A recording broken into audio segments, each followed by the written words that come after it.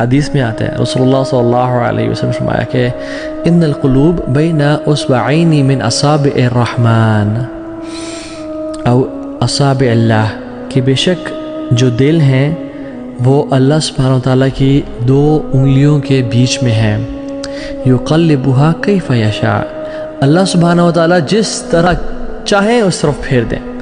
تو اللہ سے دعا کرنا، and that's why we ask اہدنا الصراط المستقیم 17 times at least bare minimum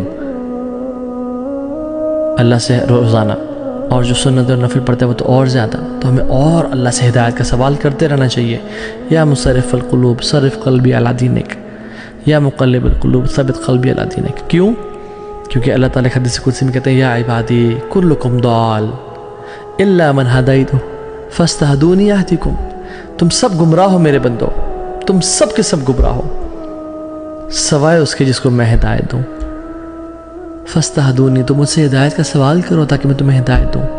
سو وی آل، طاہر بن جلیل اور آپ سب، ہم سب گمراہ ہیں جب تک اللہ میں ہدایت نہ دے۔ ہماری ڈیفالٹ پوزیشن گمراہی کی ہے جب تک ہم اللہ سے سوال نہ کریں اور اللہ میں ہدایت نہ دے۔